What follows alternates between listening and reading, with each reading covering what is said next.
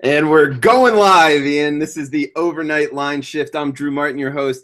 He is Ian Cameron, MLB expert here. We got a couple games trying to get you on the right side of. We're going to be going over Thursday's MLB card, and we'll get right into it, Ian. Game number 953, 954, Pitt versus Milwaukee. We got the Brewers versus the Pirates. Ian Nova versus Anderson. It looks like Milwaukee's minus 120, as low as minus 115 now at Bet Online. And we have a total of about 9 right now, pretty much across the board. This is an interesting matchup. Where do you think this line's going, Ian? Yeah, it's interesting because both pitchers have shown good form at times this season, but especially lately we've seen Ivan Nova really pitch well consistently for the Pittsburgh Pirates. And in terms of form with these two teams, current form, it's like two ships passing in the night right now. We've got Milwaukee starting to slump a little bit, starting to go on a little bit of a downward slide. They've already lost the first 2 games of this series to Pittsburgh. Pittsburgh seems to be on the incline a little bit. They got Felipe Rivero in the closer spot now, which was long overdue because the guy before that was terrible. I'm blanking on his name, but he was terrible in that spot for the Pittsburgh Pirates. Oh, Tony Watson. Yeah, he was just terrible. Yeah, that's it. Absolutely awful. It finally came to me there. And Ivan Nova has been really solid, just consistent for the Pittsburgh Pirates for the most part. And they're the team that's in better form right now. So I do think you might get some Pittsburgh money. Actually, I'm already seeing signs of that, Drew. It was plus 110 for Pittsburgh as an underdog on the road at the opener. I'm already seeing Greek down to plus 102, Heritage down to plus 108. So already a couple cents movement toward the Pittsburgh Pirates. And I can't necessarily say that I disagree with that. Yeah, Pete Loshak called that on our show as well, that Milwaukee's kind of fallen off a little bit here, so he might have been onto something. Looks like you're agreeance with him. So we got another one, 955, 956, Arizona versus Colorado.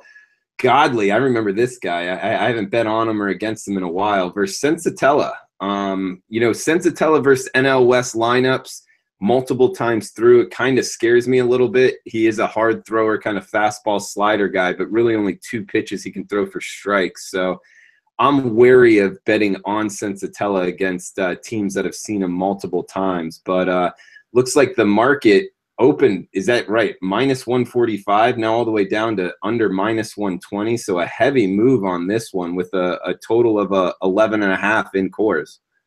I think this is going to be a sharp square divide game, pros versus Joes. I think you're going to see the public come in on Colorado because they've just been so red hot. They're at home laying a cheap number. But I think we see some sharp professional opinion here on Arizona in this game early already. We see Arizona plus 117 is where they opened, and you're already down to plus 110, 108 in that range across the board. And I think people are giving Zach Godley a little bit of respect. He's pitched pretty well lately. Now, you could say his last start against Philadelphia, is that really saying a whole lot the way the Phillies have been this season? But he is showing improved form compared to what he's done in past seasons. He did struggle. Home run ball got, opposing hitters were really squaring him up pretty good. That's definitely a concern from him in the past. But right now he's pitching better form for Godley right now. And Sensatella, I like him with the way he's pitched a lot, but we're starting to see him run out of gas. He's not eating up innings a little as much now. Walks have gone up a little bit for him, just not been quite as sharp as he was early. Maybe it's a product of opposing lineups having a better game plan now, having seen him a couple of times. So, but again, it's a cheap price for Colorado at home. So I understand the sentiment on Godley with Godley on the mound for Arizona here. But again, we're talking about a Colorado team that's just been lights out, winning games, winning series, this cheap at home. So it's a tough game for me. Probably one I'll stay away.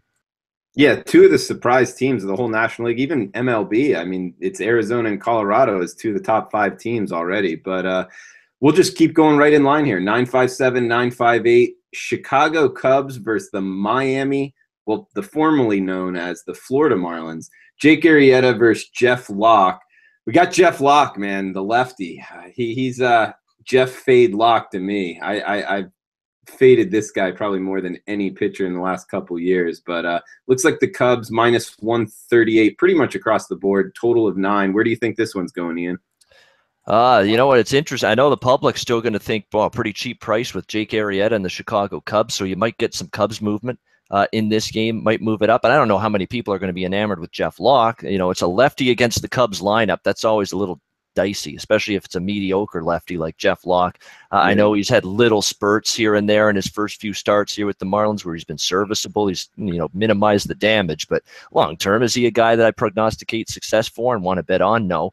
And not here in this matchup. But the problem is Arrieta, again, just remains up and down. I mean, he's been a little bit better lately. His current form a lot better than it was compared to his season-long stats when he was really laboring through April, really laboring through May. He has improved a little bit, but not in love with the price here on the Cubs whatsoever. I mean, it's still a lineup that, Clayton Richards shut them down for a large part of a game against San Diego earlier this week. So that lineup is still a little scattershot. They're not still clicking yet on all cylinders like they're capable of. So a lean to the Cubs, but that might just be all it is for me, a lean.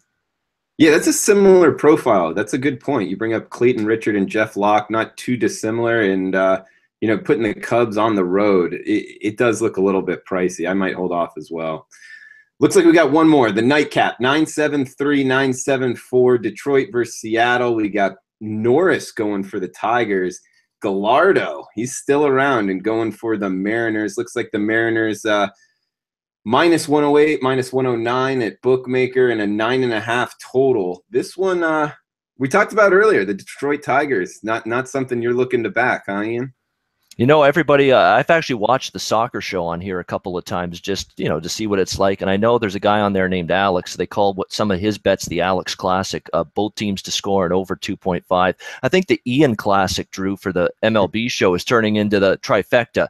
Detroit, team total over, and the game over the total. That is my lean here in this game. I don't think I can touch Detroit, though, from a side perspective. I talked about it on the roundtable earlier today. It's a very toxic situation here. I mean, Miguel Cabrera's voiced displeasure and being upset with the way things are going with this team. Brad Ausmus on the hot seat. The pitchers aren't doing the job. And, Derek Norris is making the Blue Jays look pretty smart right now for trading him. I mean, there was concern. Why are you trading Derek Norris a couple of years ago in the David Price deal? Well, Derek Norris hasn't lived up to the billing. He's never been able to put together any sort of consistent stretch of good, solid baseball on the starting pitcher's mound, and that remains the same way this season. I mean, he's been very up and down, very inconsistent. Seattle should be able to punch some runs across the board against him.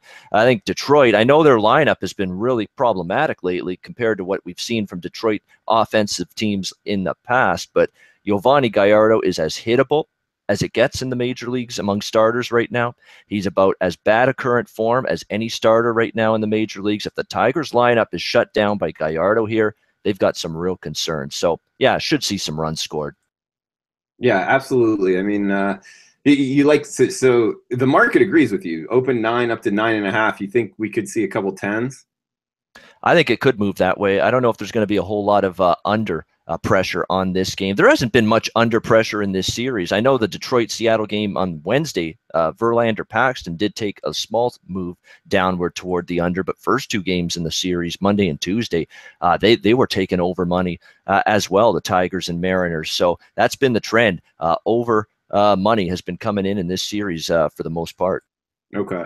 Well, yeah, we're talking about these games. Keep in mind at 4 o'clock Eastern here. Are you on the East Coast, Toronto East Coast time zone? Yeah, we're just after 4 p.m. Eastern right now. Yeah. Okay. And I'm in Atlanta, so we're both 4 o'clock Eastern talking about these games. So hopefully the information we just talked about can get you in front of the line moves and get you on the right side of these moves. So if you like the content, please give us a thumbs up. For Ian Cameron, I'm Drew Martin. This is the Overnight Line Shifts. We'll be back with you Friday, 1 o'clock Pacific, 4 o'clock Eastern. So thanks for tuning in, guys. Good luck, everybody.